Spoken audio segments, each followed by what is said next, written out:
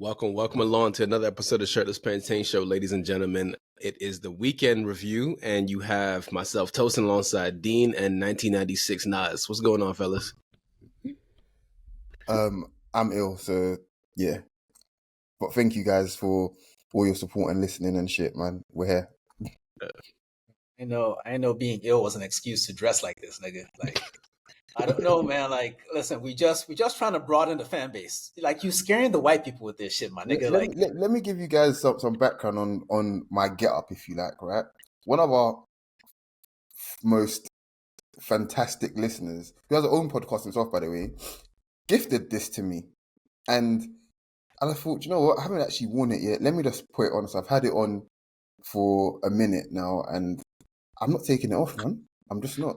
So shout out to you, Simo. Simo, you got my guy looking like he does 5% of talks in Prospect Park. I've been a Wu-Tang fan, so we know what time it is, man. I hope Lord Jamar is doing well wherever he is. Speaking of Muslims, let's go to Syria. I don't know what transition that was, but we're going to Italy. It was fucking terrible. Terrible. But we move. Yeah. We're just going to Italy. Fuck it. We're going to Italy. Inter beat Atalanta 4-0. They just beat the shit out of them. There's nothing really we can say about this besides they beat the fuck out of them. I know you're the Inter fan.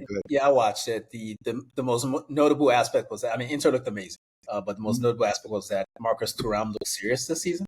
Mm-hmm. And it's weird because he doesn't have a serious aura about him. He's a very goofy motherfucker. But he is very much about it this season. Technically, he scored a hat trick. He only gets credit for a brace, but technically he scored a hat trick because he forced an own goal as well. He's just bullying fools, man. It was the worst hat trick that I've ever seen. One of the worst hat tricks I've ever seen. It was ugly. It was very, very bad, and I feel like it is the most Marcus Thuram hat trick you'll probably ever see.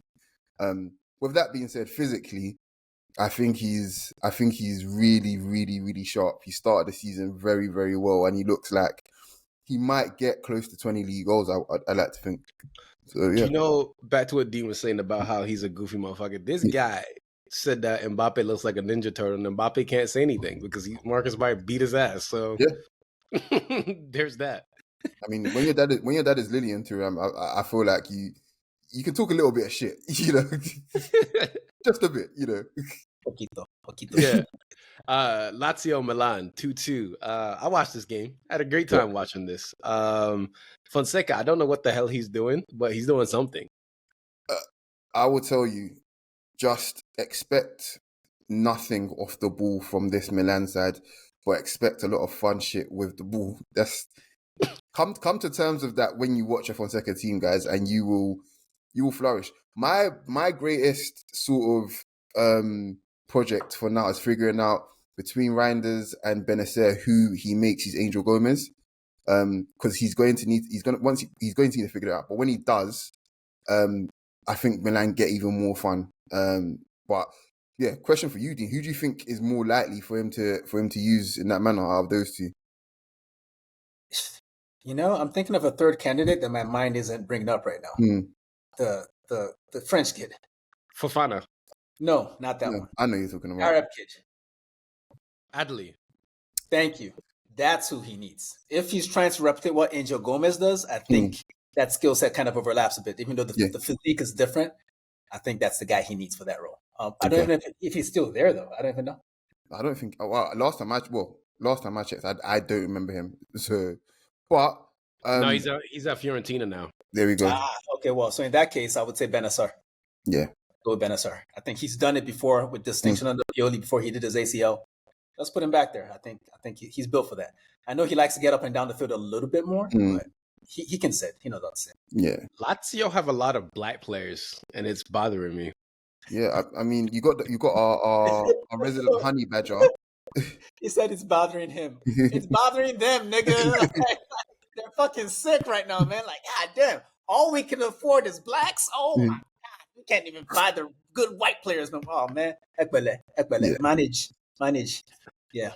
I mean, when you got Nuno Tavares literally running around that left wing, just playing left and getting two assists, something is up in Lazio, honestly. Yeah, I was quite stunned. I think who scored the first goal? Bonnie? He scored the first goal, if I remember No, correctly. it was Tati Castellanos who scored, and then Buladia scored. I can't think I remember the game. Yes, yeah. But yeah, like I think Lazio. I'm not expecting a huge amount from them, but they're going to be interesting to see just how, I suppose, what game week they start getting abused by their own fans. So. Question: Yeah. What did you guys make of Fonseca not starting Theo and Rafa Leao in this game? Sometimes some coaches just want to put their foot down, and he tried it, and it didn't work out too well. And then Leao was just like, "Hey, guess what? I can still score." So yeah, I and guess. I think the goal pretty much sums up exactly what Tammy Abraham will bring to this Milan side, because he's so big and physical. Players just gravitate towards him, and he's good at playing one-touch football. So, and if you've got players that can beat players and run off players like Rafa Leao, you're going to have, you're going to get a lot of success. And I think probably the biggest benefactor of this might be Christian Pulisic. Genuinely, I think he might be the biggest benefactor of this Tammy Abraham signing, just because of both of their styles of play. Pulisic likes to run beyond his man. He also likes to try and create and shit. But Tammy Abraham is very unselfish, but he can score a goal as well. So, yeah, I think it's a real potentially a really good pairing for them. So an American benefiting off the hard work of a black man. Yeah. He should play for Lazio. Yeah, maybe I should give you this Kufi instead, man. Realize, recognize, realize. Man, can you close your fucking third eye and move us along, motherfuckers? Napoli beat Parma 2-1. I actually watched this game. I actually had this game in Milano at the same time, and Zion Suzuki fucked everything up. Got a second yellow for time wasting because he thinks he's nigga raw. Yeah, he got the first yellow for time wasting, and the second yellow was when he kicked the motherfucker's head off, right? Yeah, Tatsumaki straight from Street Fighter. Good lord, that was violent. Lord, that was racist. Oh my god! No, it wasn't. No, it wasn't. Take the Kufi off, my brother. Next thing you know, he's gonna call him Rui Hachimura.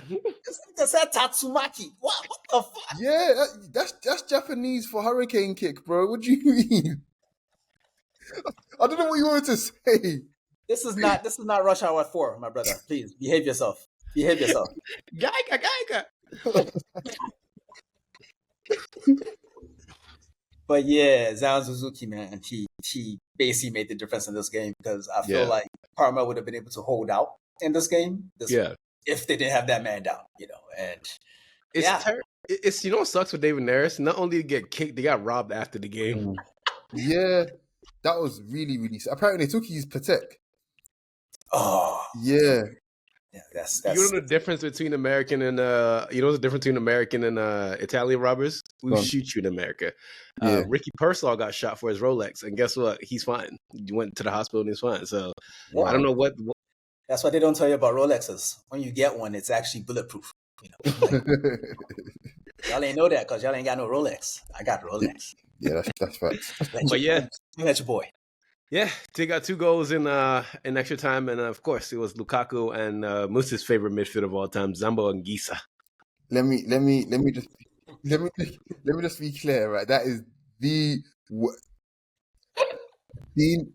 I don't even. Okay, I'm going to ignore that part, but Lukaku's goal was fire. It was absolute fire. I really love that type of finish, and I think that's a good sign for Conte, because let's make no bones about this. He's not going to last season at Napoli, but he's been vindicated already, because Lukaku scored pretty much in his first game or whatever else. What are they going to do about Osimhen? They didn't sell him, and he's not in the squad. They took his shirt number already. Mm-hmm. What is going to happen? They didn't actually. Lukaku wears 11. Oh, okay. Whew. I'd read they took his shirt number. That would have broken my heart. Yeah, Osimhen's probably going to be somewhere in Naples listening to Rima Ozeba for like the next 6 months. So yeah, I don't think he really gives a fuck, to be honest. But I just think it's really shameful how they've treated him. Like, let's make no mistake. He is their modern day Maradona, as far as I'm concerned. Call me blasphemous, call me whatever you want. Yeah, but he brought the title back. Yeah, to Naples. and they've treated him like this, I think that's genuinely shocking. Genuinely shocking. Well, what did they do to him? I don't understand. What are we complaining about here? What do you mean they've taken him out of the school? Isn't he a professional footballer? Doesn't he have AFCON qualifiers coming? Doesn't he need to be fresh at least for his country? He was literally trying to leave onto the last day of the window. Bro, he said he wanted to leave in January on CBS.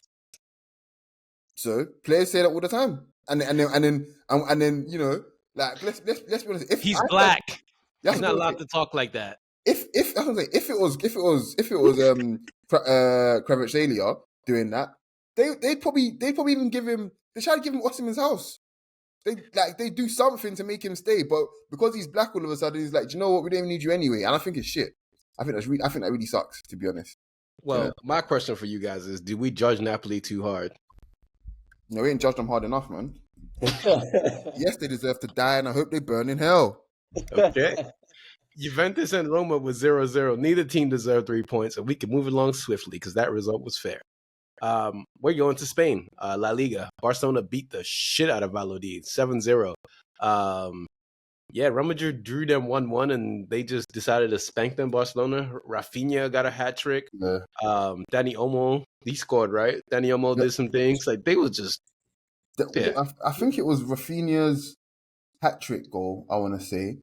The pass from Yamal scared the shit out of me.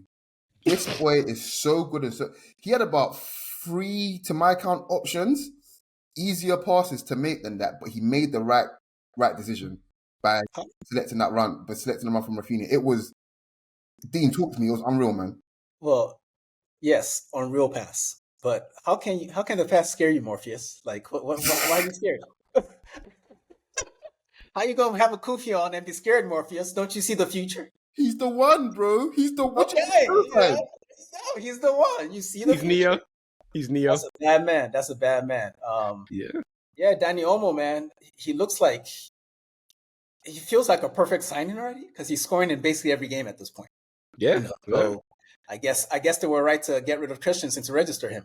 But Valladolid, I think they did one of those things that teams will do in the Premier League where they play really hard against one team and use up their legs before the next game, then they get killed. So I feel like that's what happened with Valladolid here. They really had to defend a lot against Real Madrid, even though Madrid weren't that great in that game. But they had to defend for most of the game. And they come to Barcelona the next week. So they basically picked the game to play well in. But to lose 7-0, that's crazy, man. That's bad behavior.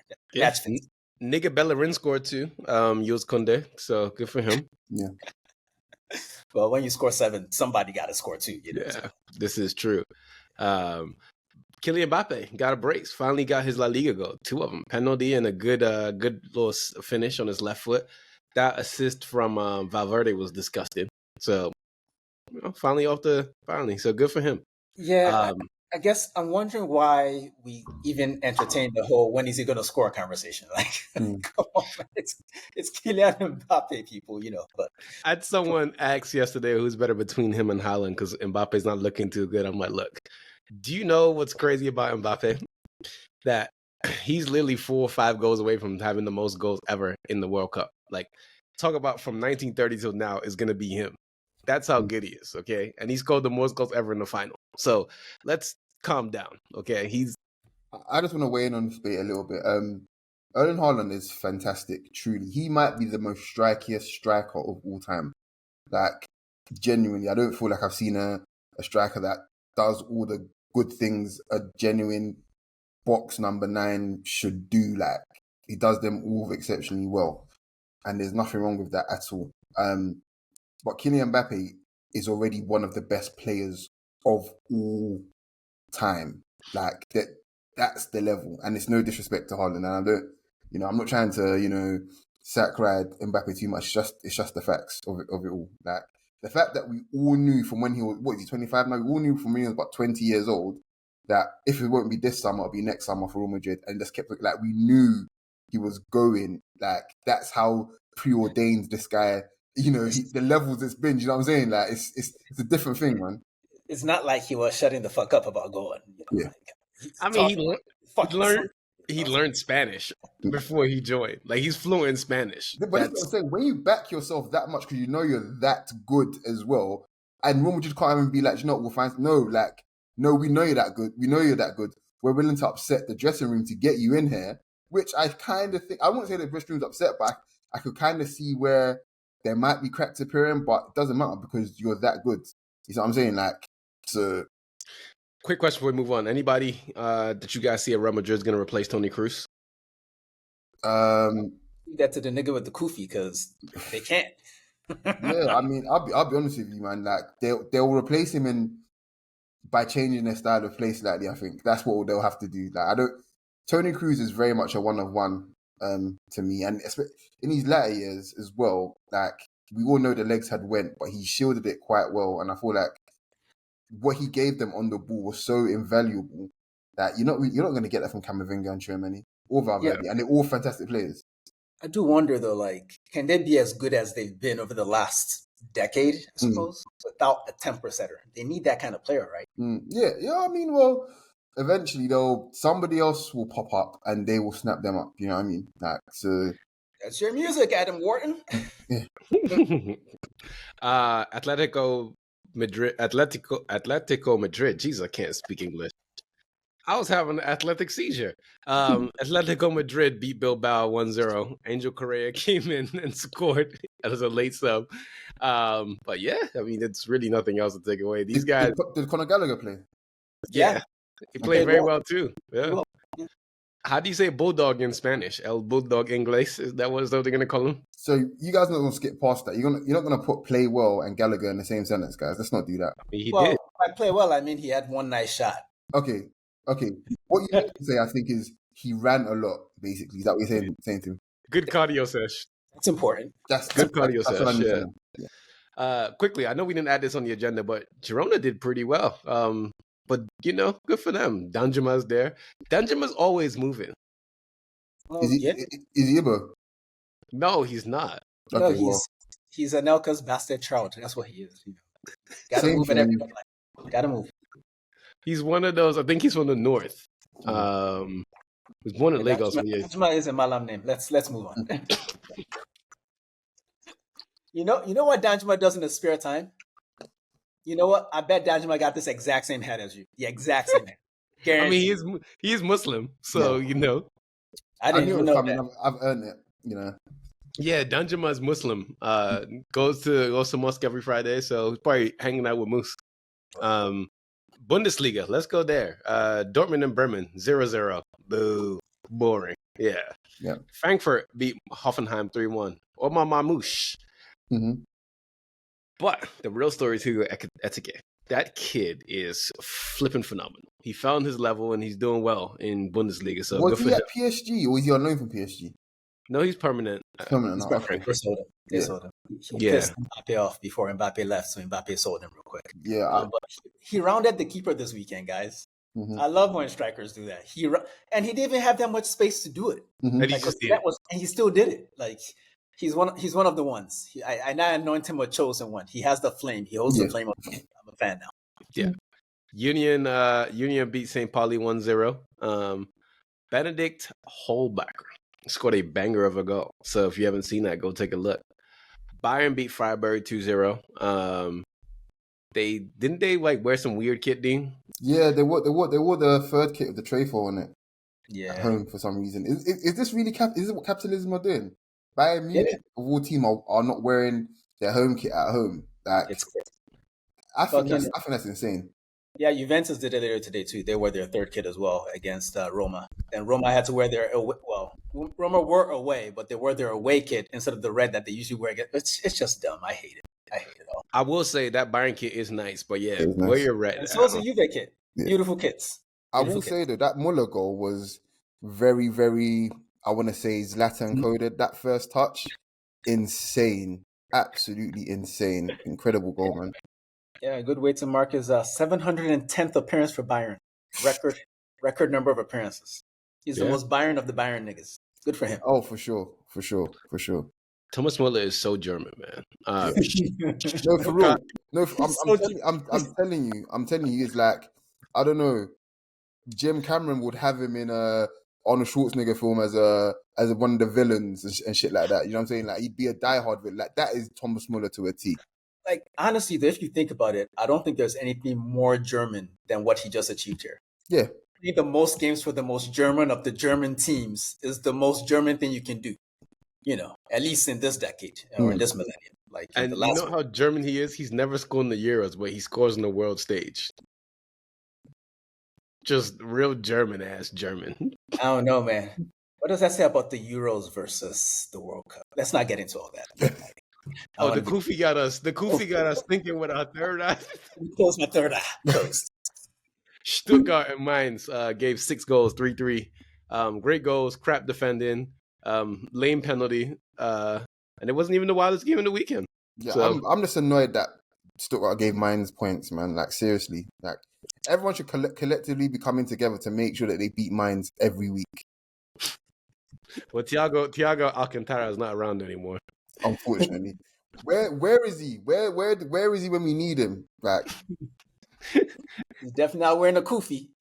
Somebody is on that Kufi shit heavy today. Goddamn. That nigga might be wearing a Kufi. You know who didn't wear Kufis? Leverkusen, because the juju is over. Leipzig beat them 3-2, and the biggest standout this game is Louis Openda. But before we get to Louis Openda, Victor Boniface kicked the fuck out of somebody's face in the bicycle kick. I mean, the guy had to get subbed off. Boniface swacked him. Like, just... I still don't know how I feel about that. Yeah? Because it's like you don't want to take the excitement out of the game, but in some areas you kind of know that if you attempt that, you're going to hit someone in the head. So I kind of feel like that should have been a card. He got a yellow. I would have given him a red for that shit, man. He killed the guy, basically. He knocked another adult out of a football game. That's crazy. So it was another Tatsumaki. Yeah, I hear you. This doesn't make that last one not racist, okay? No. I feel like I've earned it. I feel like I've done enough there. But Openda, look, guys, I've been saying it for a minute, man. I trust the African over the European. Honestly, like I know Šeško is the one. He's tall. He's this, that, and the other. But Good Aryan. Openda, I'm serious. I'm like the way he took that second goal. Yeah, that's the finish of top strikers, of top forwards in general. Like Salah does that, and nobody blinked an eyelid because you're used to that of that level of finish, and he's doing that to the champions. Like I just think Openda is wonderful. He's going to score a lot of goals for a top European team. Like I've never been more certain of a forward in recent years. Genuinely, I think he's top quality. Seriously. Yeah. Heidenheim beat Augsburg 4-0. They are joint on top of the Bundesliga during the international break. So good for them. Paul Warner, he is special, and that's why he's going back to Bayern next year. Mm-hmm. Yeah, quick little study abroad program. Go somewhere, go learn something. Yeah. And Ligue 1, Lyon beat Strasbourg 4-3. They got a gift from Orban. He scored twice. I'm sorry. Disappointed in myself with that, but he scored twice. Personally. He scored twice, and they won 4-3. So good for them. Lens and Monaco. Dennis Zakaria scored in the 84th, and then 94th Frank Kouassi scored. So hey, they just doing whatever they want over there in France. Just scoring late goals, doing whatever. Nasty Man FC beat Toulouse 3-1. The nasty Jamaican man scored a brace in the 16th and 17th minute. I'm not going to say his name on the podcast, but yeah, they beat Toulouse 3-1. So, yeah. So, Titty, they beat St. Etienne 4-0. Brest, the Champions League debutantes. Can you respect the Kufi nigga? Like, you going to say some shit like that out your mouth with the Kufi on the pod? What's wrong with you? Okay, fine. Oyon beat St. Etienne 4-0. Is that better? Oh man, I'm never not gonna be childish and I see them wear a breast. I'm sorry. It's boobs. But yeah, they beat them 4-0. Say Etienne. Lille and PSG. PSG are bloody impressive. They are quite impressive. And the thing that impressed me the most is that they're spreading the goals around. Like just everyone gets to eat. It's very nice. Vitinha, Barcola, and Colomwani scored. And what do you guys think about Barcola so far? I think he's fantastic, man, as well. And I don't know quite where he ends up in terms of final position, but I see him developing through the middle as well as being a fantastic wide player. But yeah, I think is that because he's tall? Yeah, exactly that. And we know how coaches are moving now. Basically, look at Colin Mwani. Colin Mwani to me isn't a traditional centre forward. I look at him as a very much a wide player. So he's the Nico Jackson ilk. Yeah, basically, Nico Jackson as well is another one. Again, but yeah, I will say though, I think since Kylian M'Bappe left, they kind of had to. No, for real, they kind of had to adjust. Real quick, coach. You can never appear on this pod again without that Kufi. I need the Kufi energy every week, nigga. That's it. Sorry. Oh, just wait till when I'm not ill, man.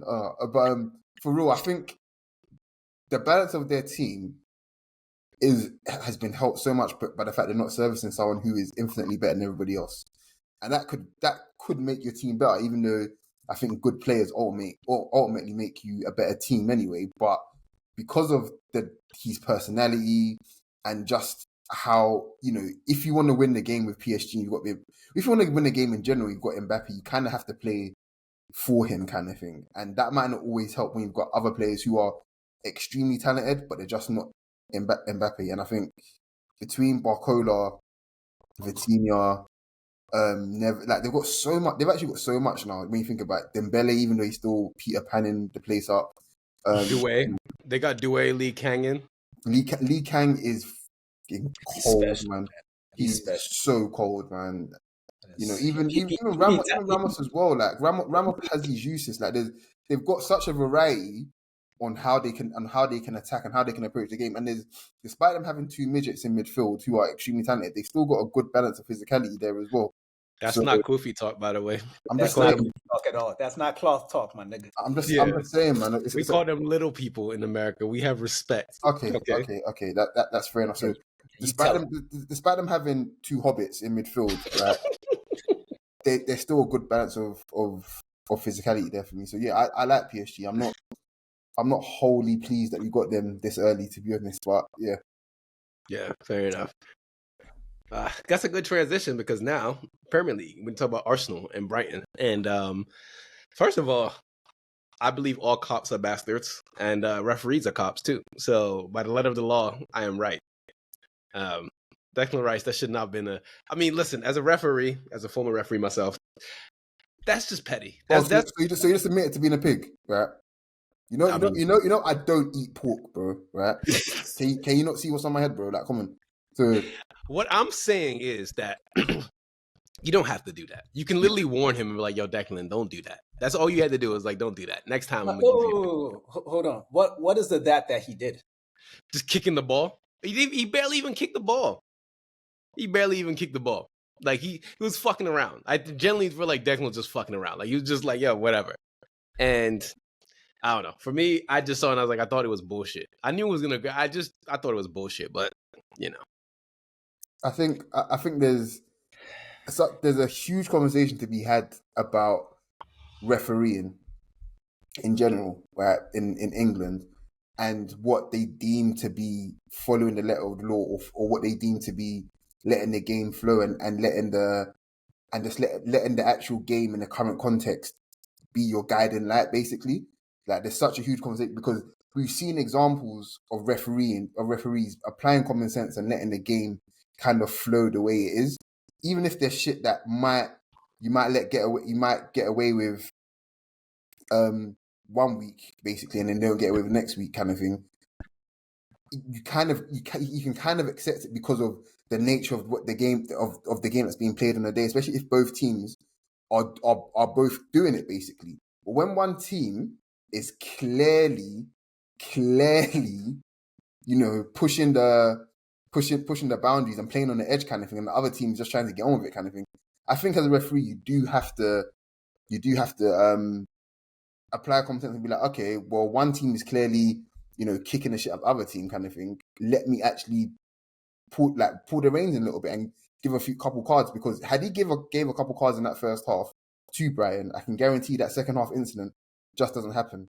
Veltman, or whatever his name is, kicks the living crap out of Declan Rice because he feels empowered by the referee. He feels protected by the referee. And Arsenal players feel the opposite. Arsenal players don't feel protected by the referee. You see what I'm saying? And that's the issue for me. So I already gave my opinion on the Arsenal pod, okay. So I'm good. There is one more thing I did want to say, and I'm probably going to have to take my Kufi for this. So, Kavanagh, or whatever his name is, I've seen a lot of referees in my time.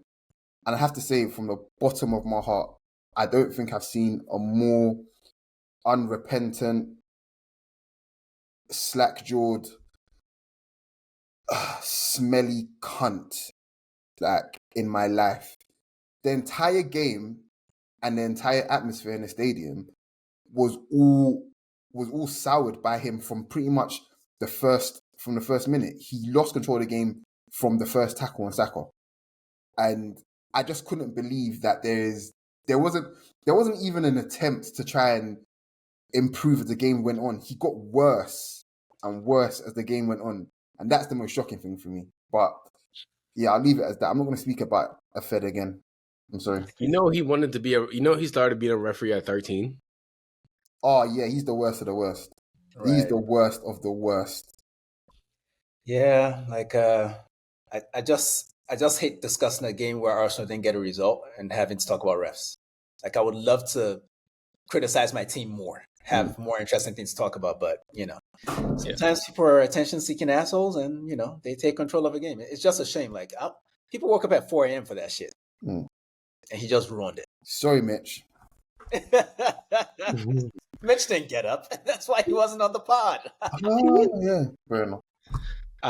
Speaking of attention seekers, Brentford beat Southampton 3-1, and Ivan Toney was there to say his goodbyes. Aaron Ramsdale conceded 3 in his second debut for Southampton. So he got lobbed. He got lobbed on his own line. Aaron Ramsdale never change, bro. Please. Man, he's been playing for Southampton a long time. Yeah. Low key. Yeah. Everton 2, Bournemouth 3. Now this game right here was crazy. So 87th minute is 2-0, right? I turned this game off because I'm like, all right, cool. Everton got their 3 points in the bag. Next thing you know, this Ghanaian named Antoine Semenyo decides to come and score a goal. Then Lewis Cook scores. And then Lewis Sinistera scores. And Everton now have 3 straight defeats. And I don't know what the fuck is going on over there. Oh, they're getting relegated. That's what the fuck is going on. Yeah. But you know what's really gone? She's still playing Michael Keane. Why? What? Why? You took the words right out of my Kufi, bro. Like, I'm telling you right now, yeah.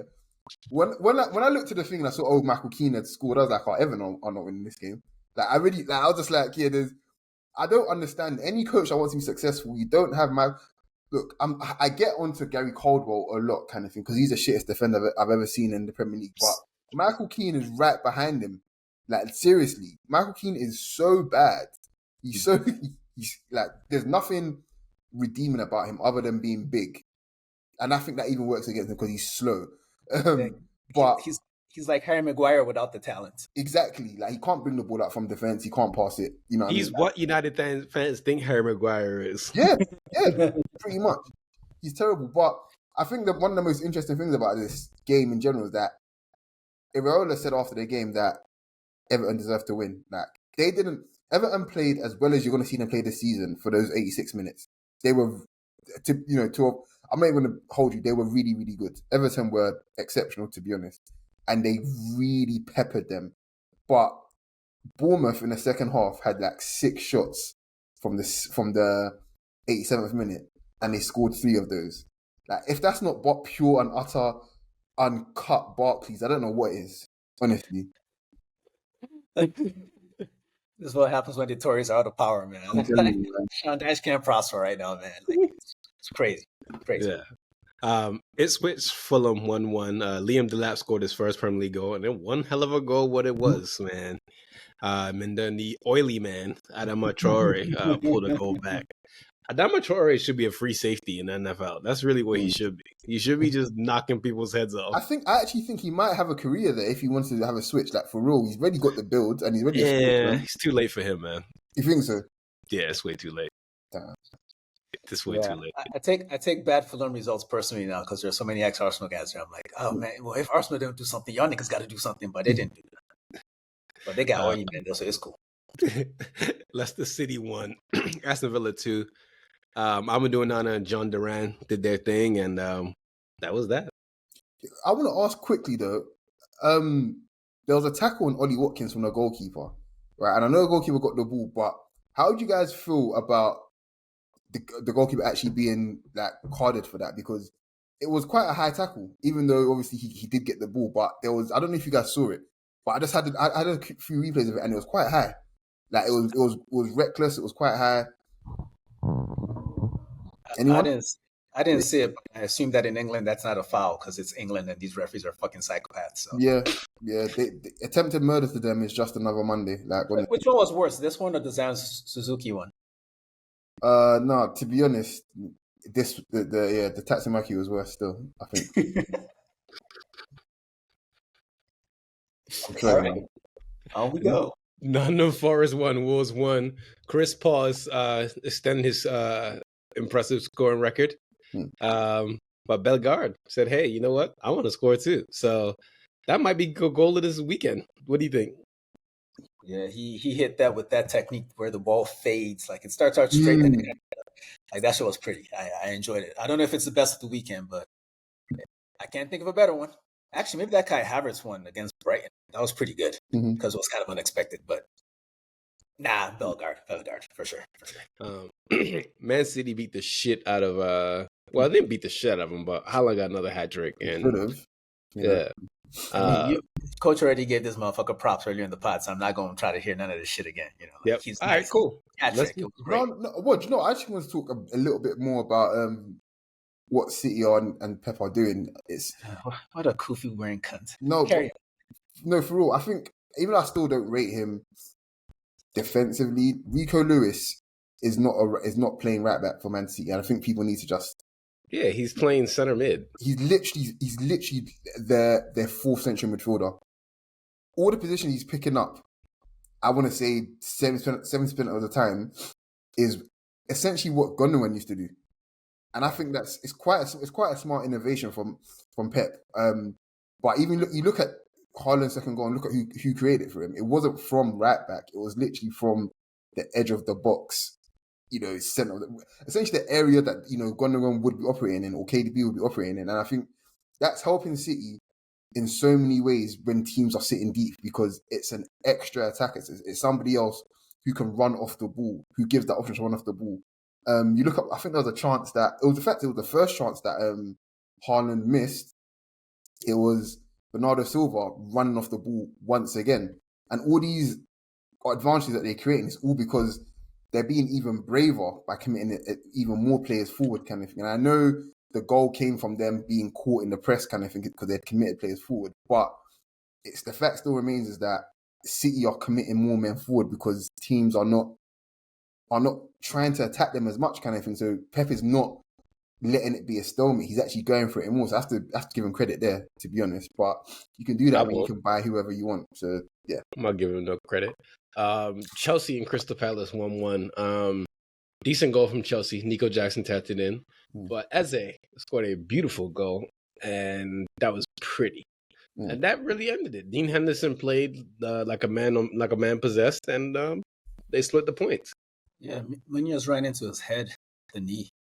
Looked like he had a concussion at a minimum, but he didn't come out. So, yeah. Terry Butcher, baby. Tough man. Maybe that woke him up. Newcastle, Tottenham. Tottenham were very dominant in this game. They actually should have won. But their only goal came from Dan Burn, and yeah. I was pleased it was Dan Burn as well, because I've never seen, once again, a Kufi off a more deserving piece of shit cunt, basically. You might want to keep your Kufi off, too, for what I'm about to say right now. Go on, sir. Jason Tinder wore a Van Cleef bracelet before the game. Oh, gosh. Is there a more self-indulgent piece of shit, really, guys? Like me? Yeah, you said it, not me. Joe Linton has improved a lot. Yeah, the winner is something that I'll be honest with you, I just didn't think he could do. Like he put it like this: the guy that actually created the goal is kind of something that I would expect from Joe Linton. He'd be the one receiving the ball and running away, kind of thing. And him doing that, receiving the ball, he's back to goal and then turning and then finding. Don't get me wrong, Tottenham are very bad defensively, and there was a huge gap there, but he still done it. You know what I mean?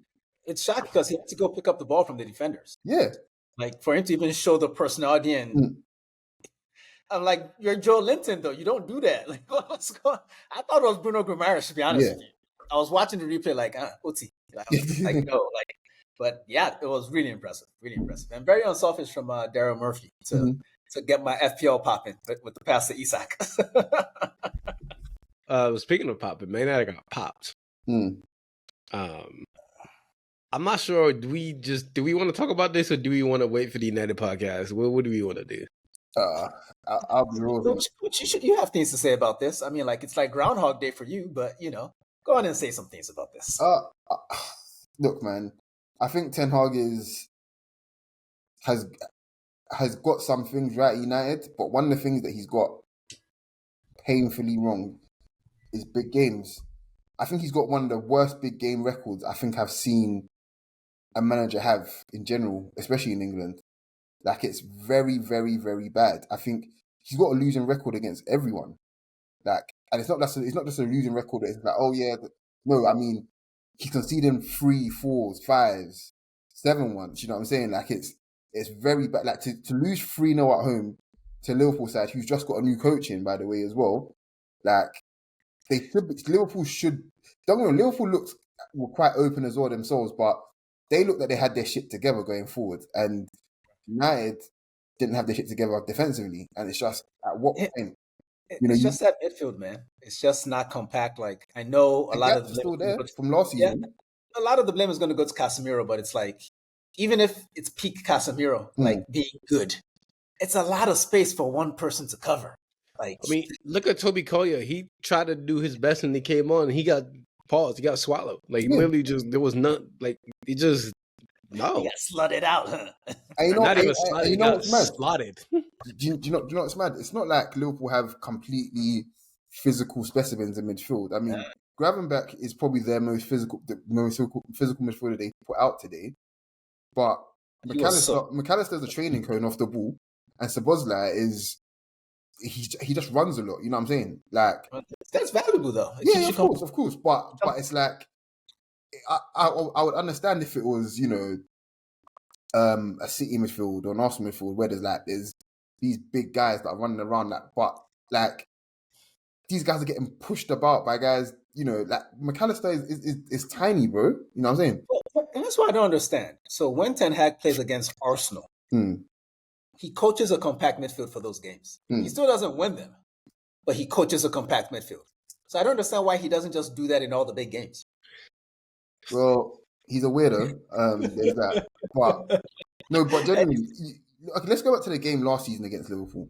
Like, Liverpool in the first half, and even for stretches in the second half as well, should have put United away. And it almost felt as if this year Liverpool were in control of the game for some periods. Kind of thing. United still created some openings, but then most of the openings came after they were already 3-0 down. But Liverpool weren't really giving United too much. You know what I'm saying? And it's almost like Slot has adapted, and Ten Hag is almost like, well, we'll just try and see what we can do.